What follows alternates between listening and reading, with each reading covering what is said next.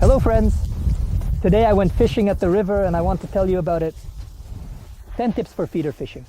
I'm sure this will be useful to you, and the very first and practical tip, a little digression. You know, the way I shoot videos for fishing. Very often my friends and I go to such wild places where no one has ever been, and we often clear away branches, reeds. We clear all of this away to make space for fishing. The first rule you need to know for any fishing trip: friends, there is no place for you on the river. It's all common ground, as they say. The first one to put on the shoes gets the slippers. Even if you prepared this spot, or set it up, for example, if you arrive and it's taken, that's it. You have to go somewhere else. So today a similar story happened to me. I arrived at the place where I planned to fish, where I did everything, cleaned it clean, cool, tried. There was half a day, arrived, the place was taken. I didn't say anything at all. I just turned around and went to the next spot. You should do the same, because here everything is common. This is your home. The next tip, which sounds funny in light of the first one: prepare the spot, clean it up, take care of the grass, and remove the weeds. Because it's nice to fish in a place that's clean, organized, convenient, and comfortable. You can get through, or you can't. Snags and everything else. So try to do everything to ensure that everyone can fish comfortably. So why is feeder fishing great for catching fish from a distance? The fish moves away from the shore. It is afraid of people and large fish, and in general different schools of fish. Now it's further from the shore because there's noise and hubbub here, and they're swimming along the riverbed where it's not so hot, where there's oxygen and everything else. That's why feeder fishing is always great. I fish with gear from the Flagman company. These are rods. I have a budget one with a channel feeder with a reel from River Feeder 5000, with which I have been fishing for more than 3 years. Guys, the rods are very cheap. I like them, you know. There are rods you take the butt, thick, such a stick, well, a bit rough. Here everything is delicate and inexpensive, so if you are interested, this rod will really leave you satisfied. The links will be in the description. I'm just getting my gear together and will continue with you shortly. You know, I often see comments from you guys asking, Seryoga, what kind of cool suitcase do you have? Where do you keep all your fishing gear and that little chair you sit on? Guys, this is the mini platform from Flagman. It's a platform that I fell in love with a long time ago, and it's probably one of the best things I have for fishing. The platform itself is like this suitcase, inside which are all my tackle boxes. You can hang tackle cases nearby, and you can attach any accessories to the side of the platform. Be this a big box like this for bait or a table, and this wonderful rod holder which can be adjusted for length and angle is called the feeder arm. You've already seen that I have a syringe. Friends, today I'm going to show you how to make maggots float using a small puncture. My next tip for you is to always check the bottom using a marker lead. Marker weight is a weight with ears and paws on the bottom, like a small bomb. See mine. With the help of which you can break through the bottom, understand what is there: grass, a shell, not a shell, and everything else. Even if you were fishing here yesterday, come and check. Maybe some bush, grass, or something else was brought there, so that you don't feed it there in vain. Yes, marker checks may take a little time, but it will be valuable time that you won't lose later. When you're reeling in a fish, you won't have any break-offs and snags or anything like that. Make sure to use a marker. I've explained how to do this many times before. After all this, we start with the baiting. There are a lot of different baits. There are yellow baits, dark baits, baits for carp, baits for sharks, baits for chub, whatever you want. But that doesn't mean that if it's for sharks, it will catch a shark, right? Guys, choose your bait according to the season. It's usually accepted that in summer you use light bait, and in autumn and winter dark bait. Well, just do it like that. And here's another tip for you. Always add some kind of porridge to your bait in the summer. It will be millet, wheat porridge, pearl barley, bulgur. Cook them at home in a pot and add them. It won't take you much time or money either. The next important part about baiting is how to moisten it. Add a lot of water or just a little. If you want to catch roach or bream, the bait needs to be dusty. It should create a bit of murkiness and shouldn't be heavy. It should be finely dispersed, so the particles need to be small. If you want to catch bream, crucian carp, or other fish, your bait needs to be on the bottom. It should be well moistened, and there must be larger particles in it. So either you add them yourself, as I said, either you add the larger particles to the porridge, or you choose a bait that already has those larger particles in it. Guys, believe me, when I tell you all this, I don't want to deceive you. I'm not competing with you. I'm only sharing what I've gone through from my personal experience. on my many fishing trips over all these years at the river and at the reservoir. I'm just an ordinary fisherman like you, and I fish just the same with simple tackle. What's the most delicate part of the feeder? That's right, friends, it's the quiver tip. It's tip. To make sure you don't break it here, I always recommend keeping the line tight with this first part. Never give in. How do I do it? When I open the bail, my finger always looks like this when casting. And just before the very cast, when the feeder is already loaded and everything is tight, I make this kind of movement. If everything moves freely and nothing is getting caught, it means I don't have any tangles. 100% at the top, and I can throw it perfectly. I won't break anything. It may sound funny, but over the years it becomes subconscious. Every time, check like this to make sure nothing is getting caught. So, we've already chosen a spot, we've cleaned it up, we've marked it with a weight, and we've baited it. What to fish with? What to fish with, damn it, to get a bite. Look, right now, maggots are working the best. Wheat, pearl barley, of course bloodworms, if you can buy them, and dung worms. Perhaps in other places, something is caught on other gear. But where I fish in my region, these are the best baits. Don't go fishing without maggots. If you have them, you'll just be the king of fishing. It is very difficult to buy bloodworms. It is summer now and they are stored for very little time. That is, you bought them today.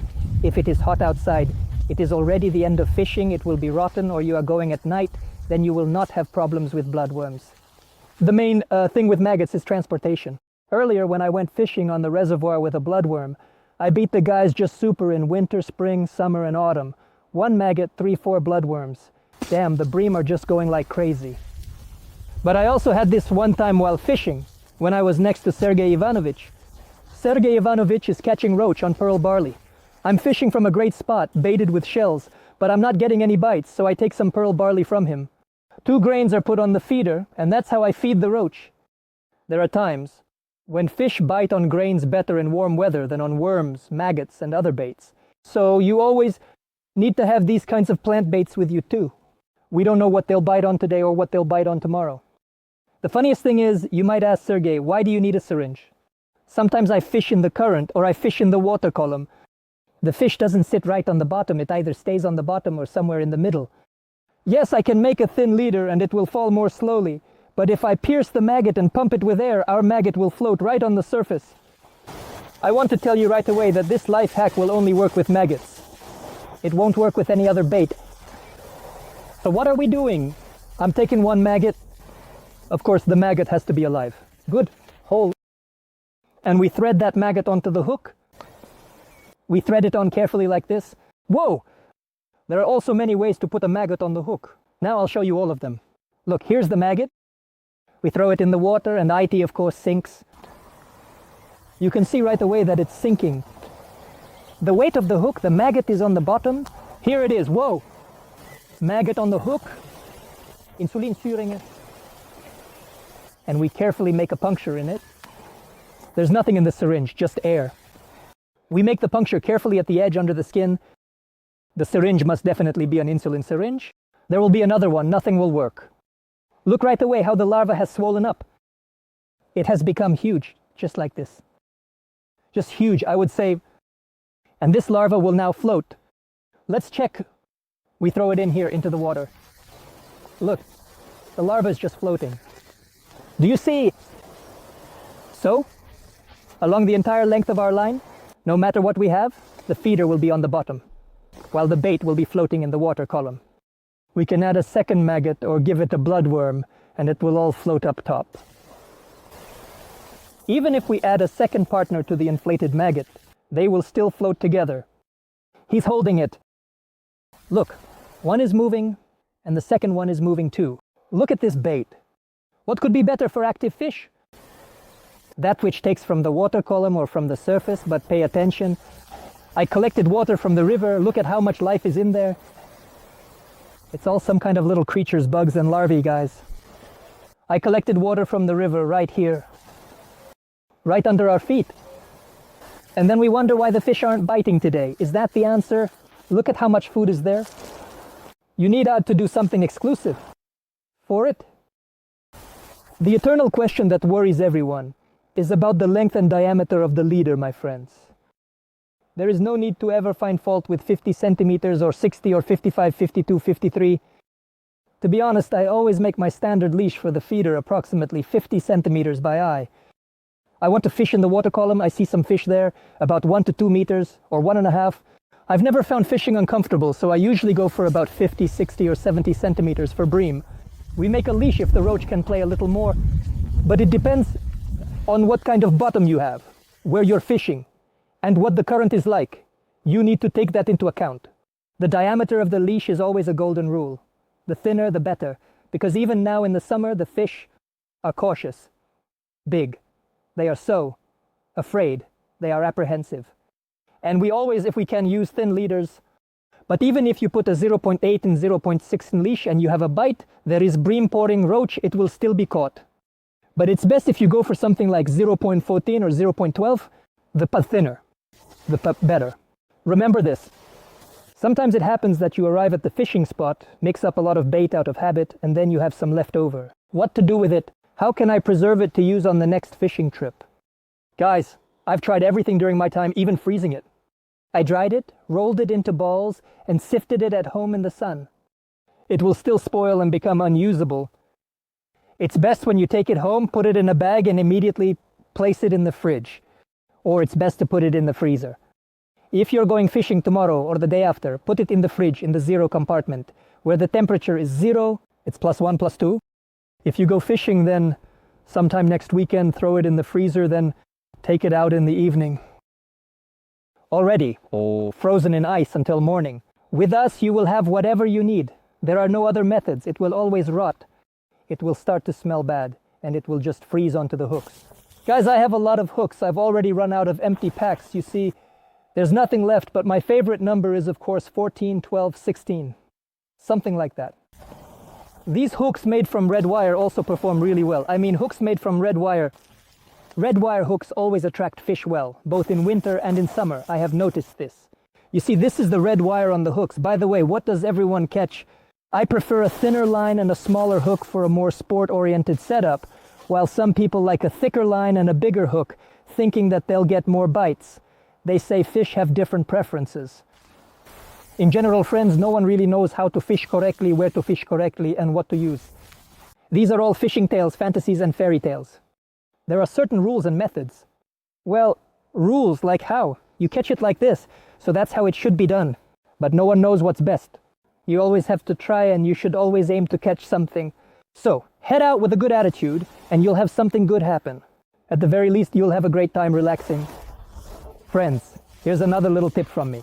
Look, when you cast and fish with one rod, bam, the rod goes past the clip. You put it on the stand, and the butt section rests on your knee. And just sit there quietly, don't move. Why like that, on the knee? If you get a bite right away, you just go hop, and your hand is right here. The butt section on your knee, you immediately set the hook and start working. While you place it on the stand, move it back and forth. But that's, of course, if the bite is active. If the bite is weak, yeah, just put it on the stand. I do that myself quite often, and just sit there watching. But often it happens, you just cast, put it on your knee, and you sit there waiting for every little bite. It's also really cool when you're not just resting it on your knee, but you're also holding your hand like this with your finger here. So you put your finger here, you're ready at any moment. Set the hook, lift your rod to start working, and you feel the bite. Even if you turn away, you'll feel the strike. The fish will bite, the tip will quiver. You can even feel it on your leg, and if your finger is here, you immediately feel it. It transmits everything here. We're used to putting on maggots like this.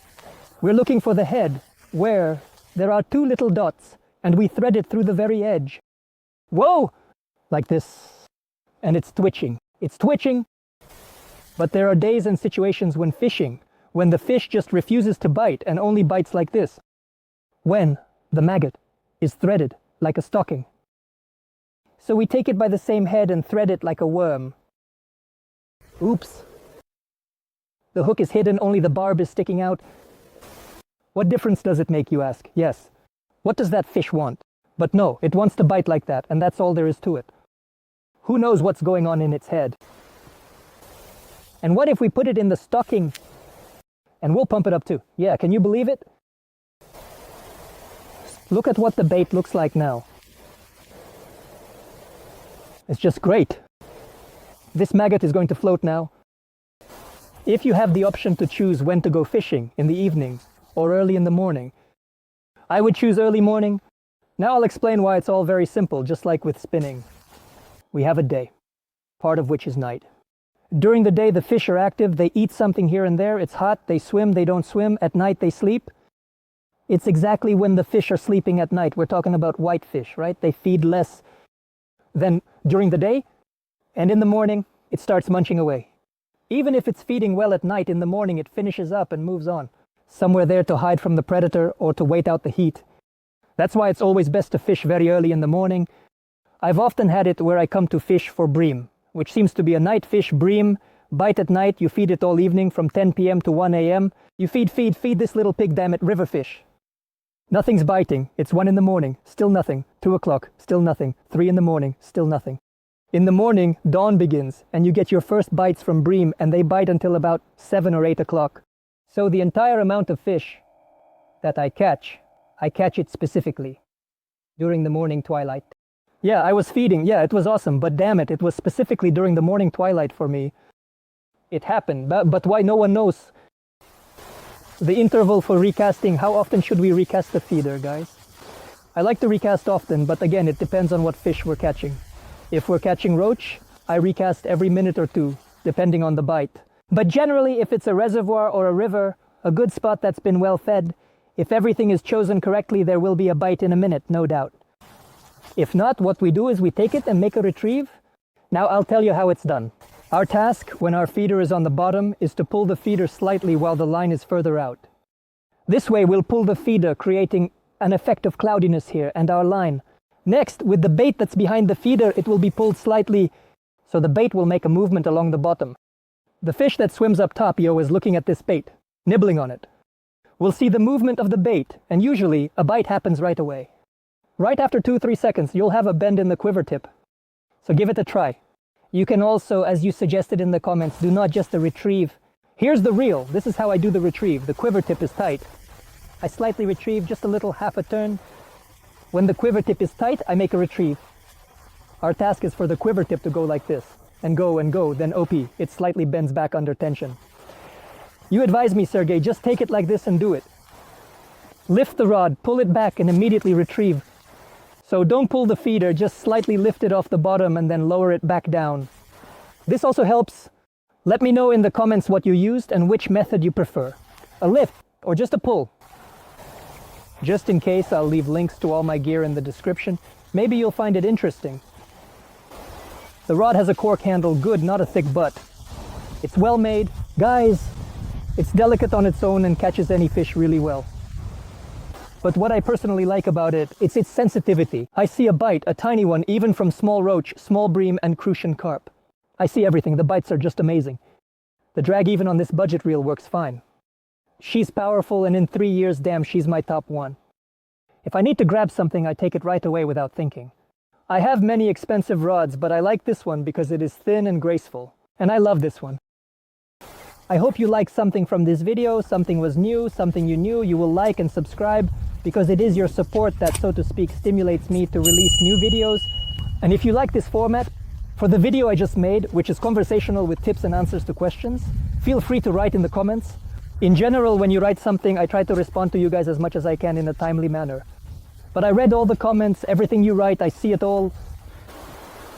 This is everything I need for fishing. Feeder platform, bait. I've got everything with me.